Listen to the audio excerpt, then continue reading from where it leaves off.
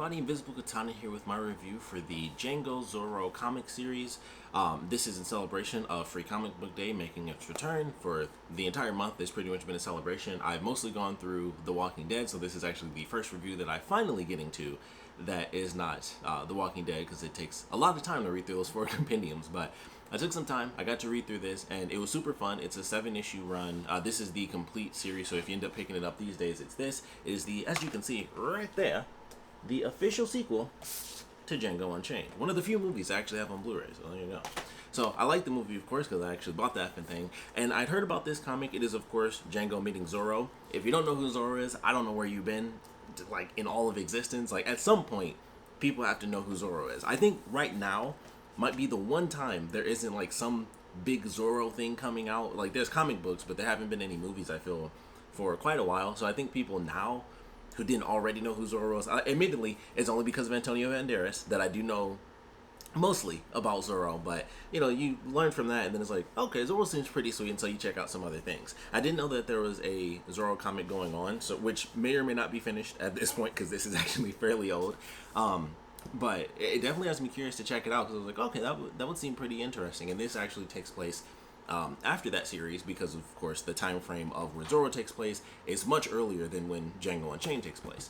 So Zorro showing up in this is actually him as a much older version than him in the actual comic series. So I thought that was pretty interesting. So even if you read this, you can still go back and it's like, oh, okay, this is, you know, you don't get much. It's only 7 issues, but you get a decent feel for the character. They do reference some stuff. There's a like a greeting by Quentin Tarantino in this, and then there's an afterword by Matt Wagner, who is the one who did the Zorro comics. So I thought that was really cool. It's interesting getting to read that and see how they both felt about things and how this collaboration, you know, really came about.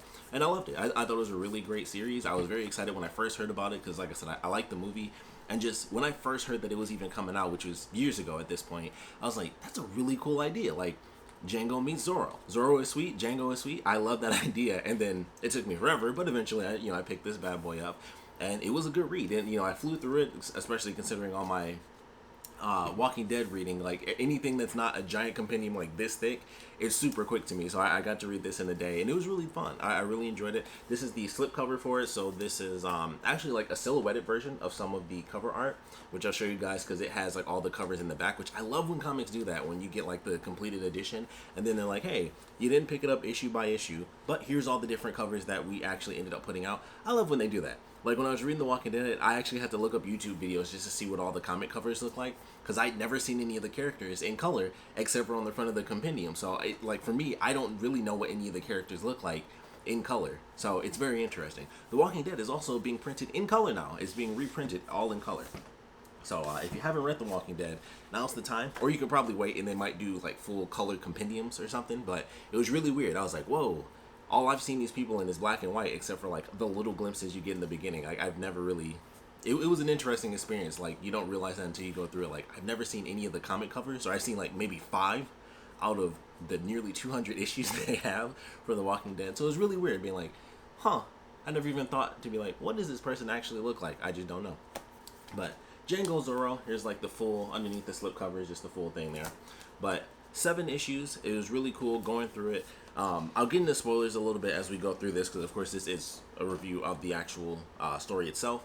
But before we get to spoilers, it was fun. Like I said, I know that's pretty much all I'm saying, because it's hard not to talk about too much of it without getting into spoilers. But it definitely has some bloody moments in it.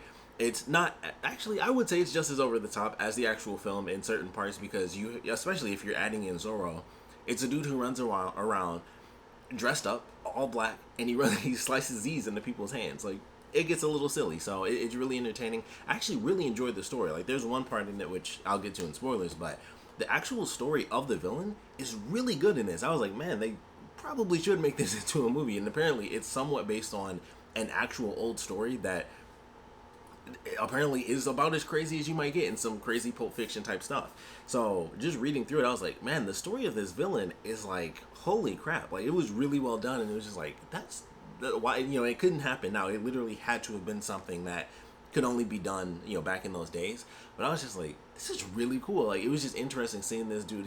It was a very serious plan, and I was just entertained. I think it's like the whole second or third issue pretty much focuses on the villain, and I was like, this is actually amazing. Like, I just loved like going through that whole thing. Like, wow, this is who the villain is. This is really good. So I highly recommend it if you want like a really cool story. If you like Django Unchained, this is the official sequel. So unfortunately, it might not actually ever get made into a film. I would love to see it done animated. I think Django could have been done animated. As crazy, Quentin Tarantino movies in general, as crazy as they're about as close as you get to animation in live action, where people get shot and they fly like 20 feet. Like, it's just that over the top nature. I would love to see this done in live action or in animated form, but I thought it was really well done. I would highly recommend picking it up. It's super cheap. I think, shoot, I don't even know if the price is actually on this thing. It's on here somewhere. It was like 20. Yeah, it's $30. It's probably less than that because I already bought this at $30.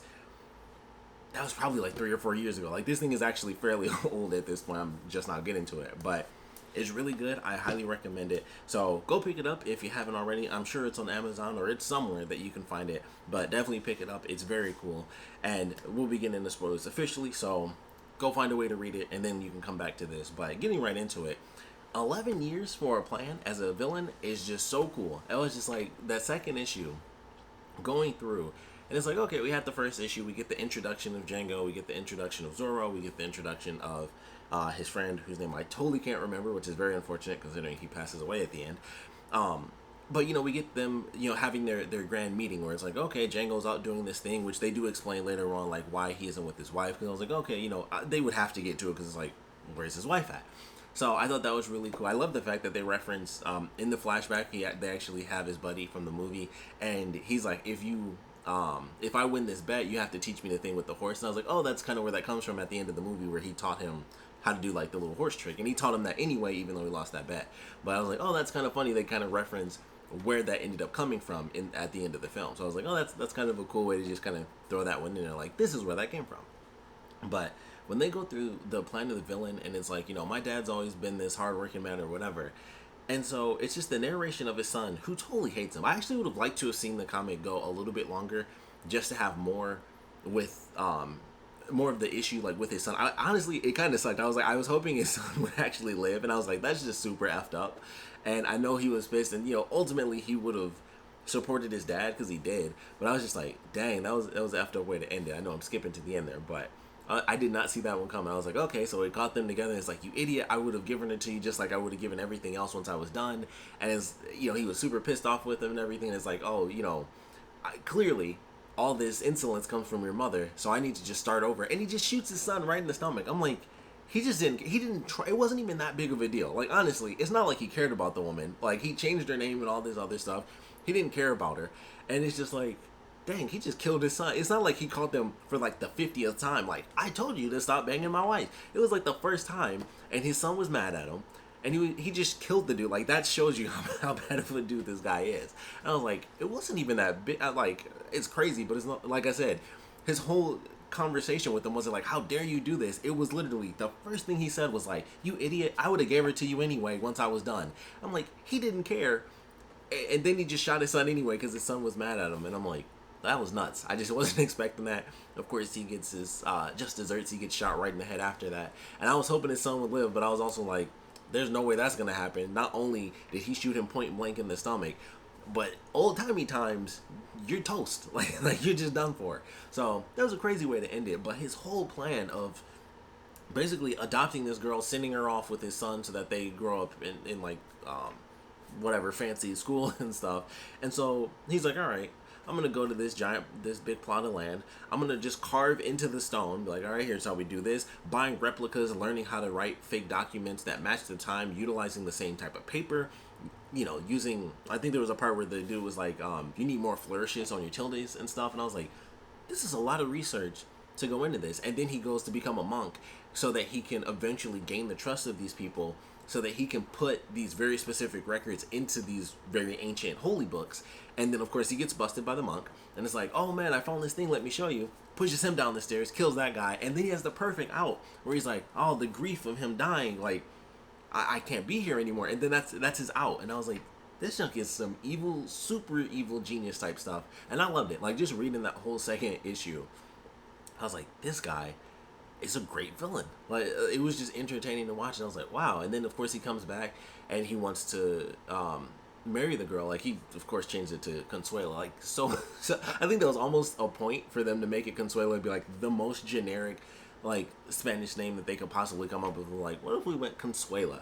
And so it was like he changes her name, and it's like, oh, you know, I've done all these things, and I found this lineage and all this other stuff. Like, you have to take my hand in marriage, right?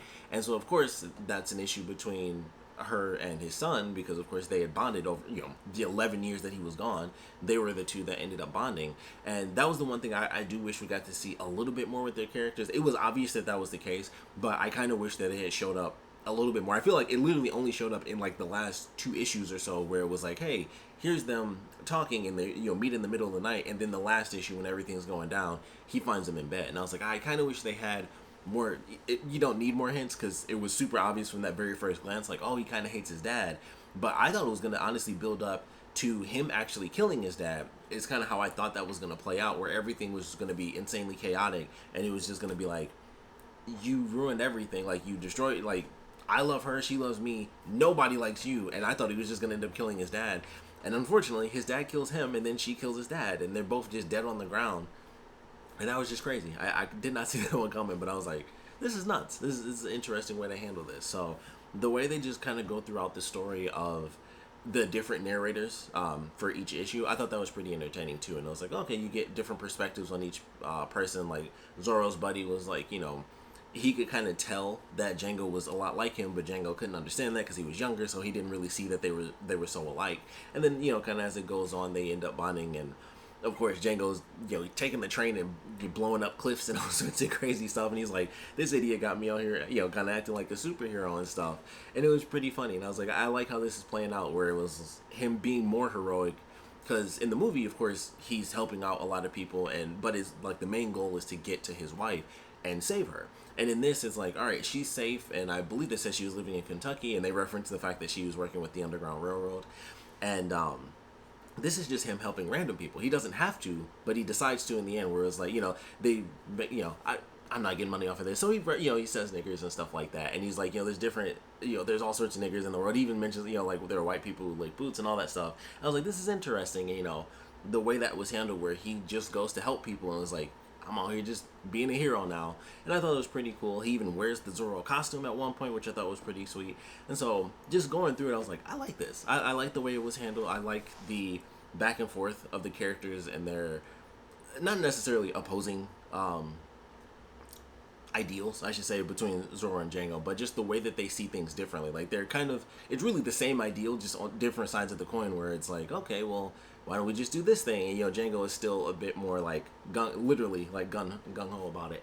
And it's just like, well, I'll just, you know, I'll shoot this person, I'll just go shoot that person. Like, maybe a bit more, tact. Like, we'll be subtle about this. You'll be my bodyguard. You know, they both hate everything that happens, but Zorro is more akin to faking it, or he's definitely more accustomed to it. Whereas, like, and I think Django even mentions it at one point. It's like, he might not like them, but he sure puts on a good act, and it's kind of hard to tell. And then, of course, the Zorro thing pops up, and it's like, there's no way it's him. Like, it's just not possible, because, you know, he puts on the amazing act, and everyone says he's, you know, very floral, you know, the way he dresses and everything, and he's very over the top. He's the over the top aristocrat, and I like the way it's handled. And of course, no one suspects him of anything because of the way that he acts. So I like that one. I like the way they play Django, and I love the flashback as well. Just them going through things and the connections they make. Is like, not everything is as it seems, and I thought that was a really good moment in the flashback, where it was, they go and it's like, I'll get you a steak dinner. It's like, there's no way they're gonna serve me. I'm black. And so then they get there, and then dude's like, oh, so you're the new owner. Look at this wanted poster of you and your wife. So why don't we get that dinner? And I was like, that's really cool. And it was just like a simple thing, and that fit very in line with his character, and, you know, the connections between him and Zorro. I wish I could remember his name, but, you know, Christoph Waltz's character. But I really enjoyed that. I was like, okay, I like the connections that they make, and, you know, them showing how some people are just good. Like, some people don't give a crap, and they go through just either doing bounty hunting in Christoph Waltz's character's case, or in Zorro's case, he's actually going to stop this guy, because there was something where he knew this just doesn't work. And I love the fact that he was constantly bugging this dude. Like, as soon as he went in, the guy's like, you know, as the something about the lineage, you know, the Spanish lineage, and he was like, oh, I thought it was, you know, your wife's bloodline or whatever. and it just instantly pissed the guy. Like, all he did was piss this dude off over and over again, and it was just really funny. But I enjoyed the whole comic. I thought it was really cool. I would have loved to have actually seen it be a little bit longer. Like I said, I would like to have seen a little bit more with his son. I think that would have been entertaining just to see them kind of have that. But with the way it ended, I guess it doesn't really matter, because I thought for sure, I was like, he's definitely going to end up betraying his dad when everything kind of goes to hell. I was like, he's going to eventually just have enough with his father. But I didn't think it would come to a head the way that it did, and I didn't think his dad was just going to shoot him in the stomach. Like I said, the beginning of the conversation wasn't how dare you. It was, you idiot. She was yours anyway once I was dead and gone. He didn't care, but he managed to shoot him in the stomach just because he was pissed off the whole time. It was like, you disrespect her all her life, you've like all these things. It was like, okay, this from your mom, and then he just kills him, and I was just like, wow, that's a way to end it. And then of course she's laughing. She's like, hey, I'm dropping all this stuff. Like, it was never mine anyway. They're both dead. I'm out. I'm out. Please stop. And she leaves, and Zorro's like, I left her my carriage, so she had something. And he rides off into the sunset, and they even put it in there like, sadly I never met him again. I was like, I don't know why, but I was like, it's kind of sad. I would love to have seen a sequel to this comic, but it was a cool way to do it. So I definitely enjoyed the comic. I would love to know your thoughts on this one. I mean, beginning to end, it was really entertaining. For those of you who, for whatever reason, decided to listen to me kind of skimp over the story, I still recommend reading it, even though I spoiled the actual story. The small details in there are definitely worth checking out, so I still recommend picking the thing up. Also, you get the original script for the very first issue. So these first couple of bonus pages are actually the original script for the first issue. And then after that, you have the comic stuff. So that's this one right here. And I think there's like 3 versions of every issue cover, or that, which is also the other silhouette version here. So that's what that is, or that one. Sorry, I'm looking at my monitor, it's reversed. So that's what that one is. And then this one I really like, the sun and the moon thing. I think that's pretty cool. This is actually right here. This one's actually on the back in the exact same color, which is super funny. Even when I first look at this, he looks white here, doesn't he? Like, I feel like Django looks like a white guy right there. And I think it's just the fact that it's blue and it's at that specific angle. I feel like it doesn't have, like, Jamie Foxx's features, really. It just looks like a white guy with a beard from the side profile. That's just what I see. I would love to know your thoughts on that. But when I first saw it on the back in there, I was just like, he doesn't look like Jamie. He looks like an older white guy to me. And the blue definitely doesn't help. It's just like, it makes it seem like it would be white skin and not black skin. But that's just my thoughts on it. And then, of course, we have this one here, which I really like, almost like a Black Panther thing going on with him in the jet black. But there's another one that I love that's, I think, after this page. But here's 2 more issues for you guys. And I think these covers are all very well done. I like both of these, but I like the sort of realistic look. It makes me think of sort of Alex Ross type style, which I love. So that's really cool.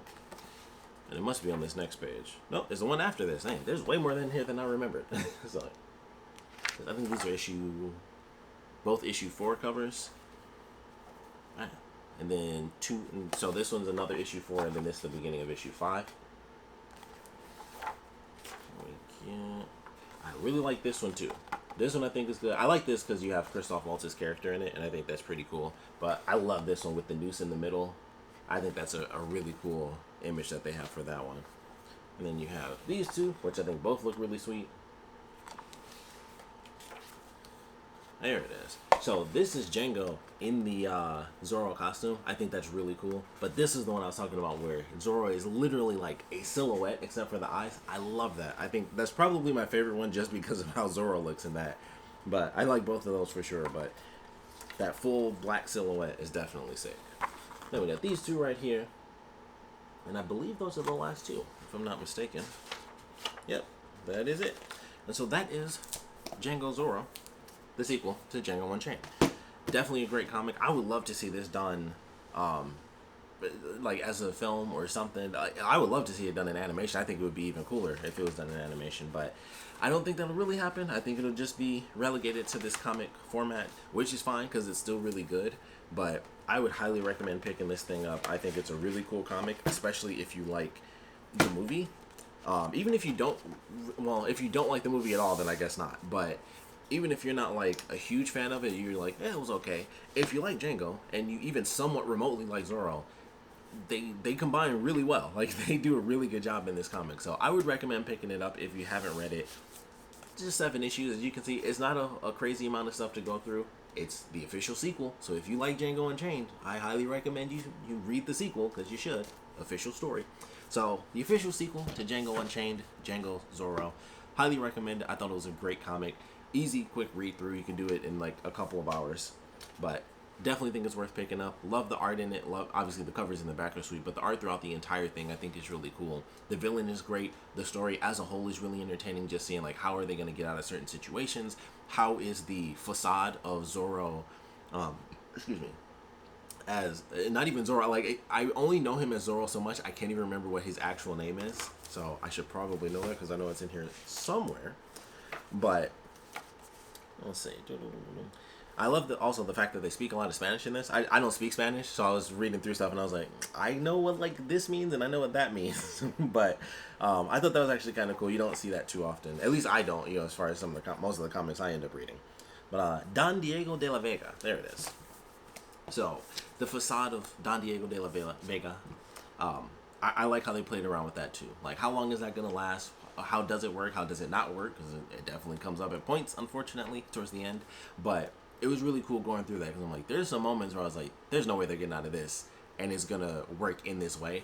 But the way they play the facade and the way they play, back and forth with the whole Zorro thing, and obviously it's like, well, Diego can't, no one would believe that he's Zorro because of the way that he plays himself as the aristocrat, and it's really well done. So I was like, it's cool to watch that. Like, how long does the facade last when they're in this really tense situation, especially when things keep, escalating, where they have these random moments like, okay, well, we saw, Django out there, so it must have been him. He was the one who was dressed as Zorro or something like that. Like, he was the one causing conflict. And so the way that escalates, where they have the accident, and it's always because of a snake on the ground, and dude screams, shoots Diego, and like the way that it plays out, and then Django shoots a bunch of people, and then it's like, stop, everybody stop, and this is your fault. And like the way he spun that was so well done. It was really simple, but it was like, yeah, he found an easy way out. Thank goodness for that snake.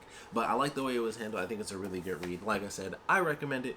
But if you're watching this, you've probably already read it. So I would love to know your thoughts on this comic. So please put your comments down in the comment section below. And of course, thanks for watching.